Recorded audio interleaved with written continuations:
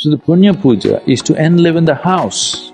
The space in the house should become alive. And it is now been found it also kills certain types of bacteria in the air and also on the surfaces. This is a very important part of, warding off infections and things like that.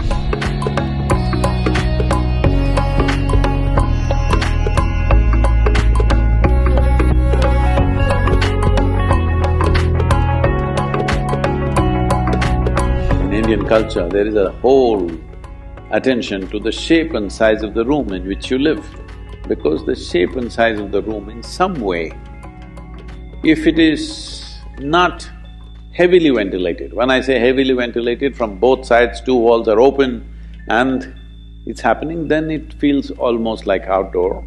That's different. Most homes are not made this way. So, different shapes and sizes kind of create different kinds of energy structures. These energy structures can, if they become very strong, can determine your psychological and emotional state, which either can be conducive or can become an impediment in who you want to be.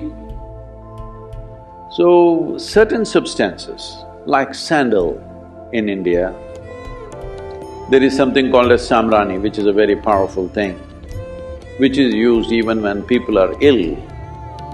First thing they do is this, and it is now been found it also kills certain types of bacteria in the air and also on the surfaces. So especially if there is a sick person in the house, samrani everywhere. This has a powerful impact on the atmosphere. It is not necessarily a fragrance, it is a different kind of thing, that it clarifies the air, it just makes the atmosphere feel more lively. Fundamentally, whatever structures that are there, it will make indoor like outdoor.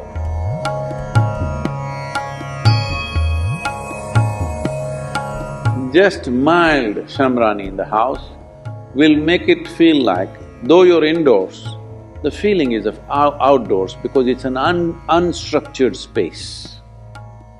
Especially if death happens in the family, samrani is burnt for up to 11 to 12 days because they want to clear that air completely.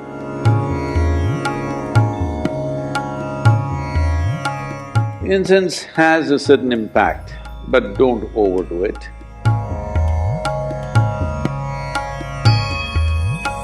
One can use it in a sensible manner, but these days incense is being made with chemical stuff. Best you don't burn those things. It's very, very important before you have enough chemical thing happening on the street, in the industry, in the factory floor that you may be working, wherever, there's enough chemicals floating around. At least within your house, do not burn chemically made incense, because I think that is almost 70% or 80% of what's available in the market today is chemical. You must take it out before you burn it. It's very, very important because within the closed enclosures, if you burn chemicals, well, the negative impact of that is very, very big.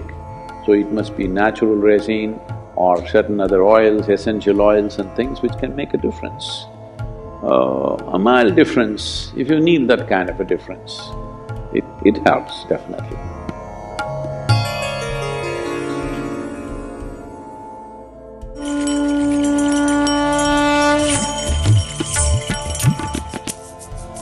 So generally in the yogic culture, in the yogic sciences, we look at life as a composition of 5 basic elements: earth, fire, water, wind and space.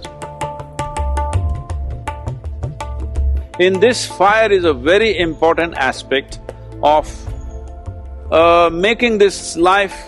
So, fire is seen as a significant element which makes life happen. It's not the only thing, all the 5 are important. But when it comes to warding off things, fire is always very important. So this is part of it every day in your life. you must light an oil lamp and stay in its presence for a period of time because it'll ward off many things, it'll cleanse many things for your system. This is a very important part of, warding off infections and things like that. If it is airborne, especially if it's airborne, having fire around you will help.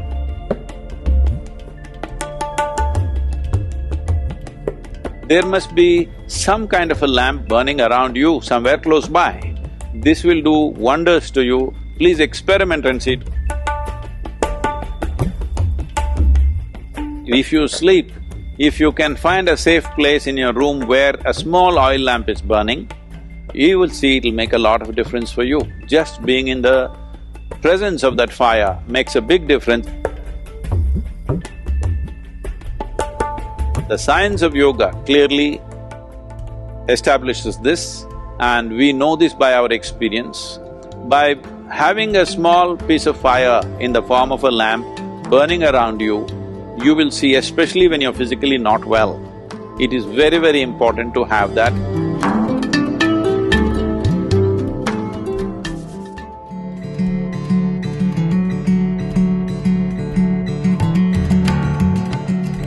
You know what's punya? What is referred to as punya and papa, unfortunately these things are badly misinterpreted over a period of time. Punya papa means those type of actions, actions which take you down, actions which, increase the effervescence of life within you, or actions which move you towards the inertia of life. So the punya puja is to enliven the house. The space in the house should become alive.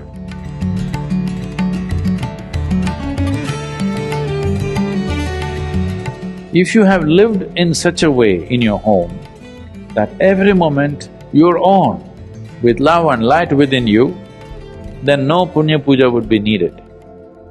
But today you have built homes which are so large, it's very difficult to make them alive just by living.